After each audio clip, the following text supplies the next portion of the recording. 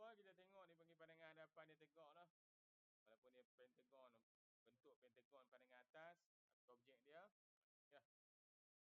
Okey. Jadi dia adalah pengorakan selari. Jadi apa yang perlu kita buat dulu mula-mula ni,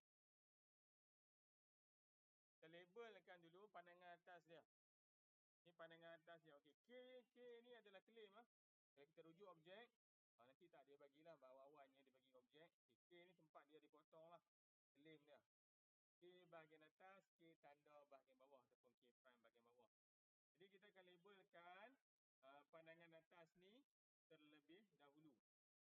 Jadi kita nak label daripada K, kita akan pusing ikut jam lah. K kita akan label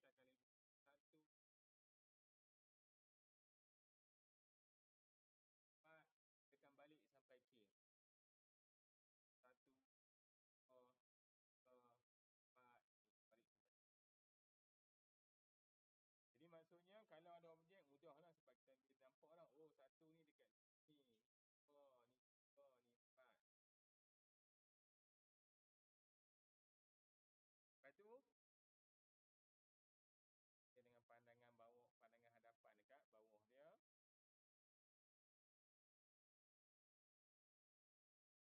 Kalau kita tengok turunkan lah, betul tak? Yang sini dengan sini mesti K dengan K prime. Maksudnya K ni bahagian atas, K prime bahagian bawah. Dan nombor 1 dengan nombor 4 dia bukan dekat sini. 1 nombor 4 dengan bahagian atas sama.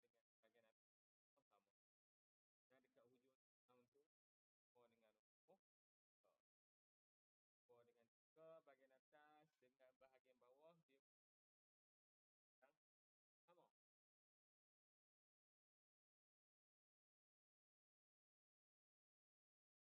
bawah dia sama. Dan baru kita buat garisan daripada pandangan hadapan ni, ketinggian maksimum dan juga minimum.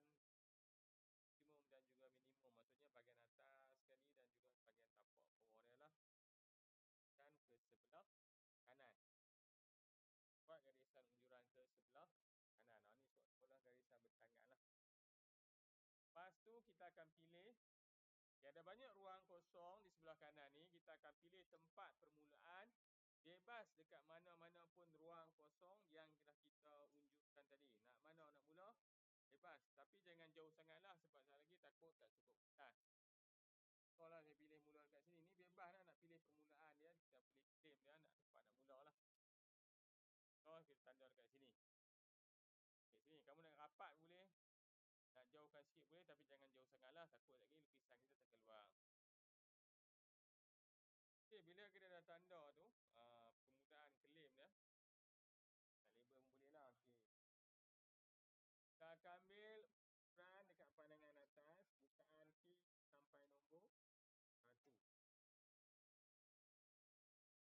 1. Ambil ukuran dia. Ukuran.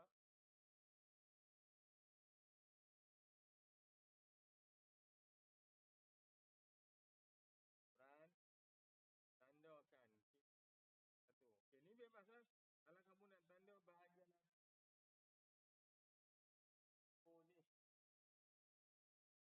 Boleh dekat tanda bahagian bawah pun boleh. Ni 1. Kemudian nombor 1 dengan nombor 2 pun ambil bukaan dia.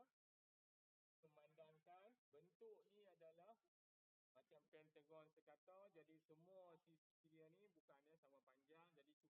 Jadi cukup kita ambil 1 sahaja. 1, 2, 3, 4. Adakah kita nak berhenti? Okey. Kalau kita ambil K sampai 1 kat sini. 1 dengan 2. 2 dengan 3 di sini. 3 dengan 4 dekat sini. Lagi satu ada lagi satu kita kan kena ambil 4 sampai K.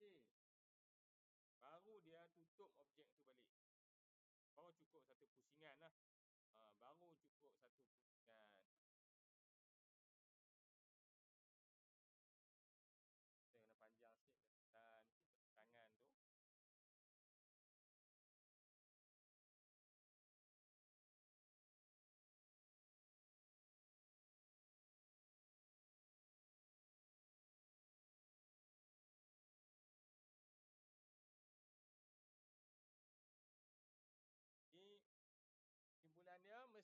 K, kita akan pusing sampai K balik. Tak boleh tak jumpa K tu lah. Sebab kena pusing dia cukup satu pusingan. Lepas tu nak buat apa? Kita gariskan garisan. Cepatlah. Jadi kita terangkanlah. Yang ni semua dekat dalam dia adalah garisan lipatan. Sebab nak tunjuk perbezaan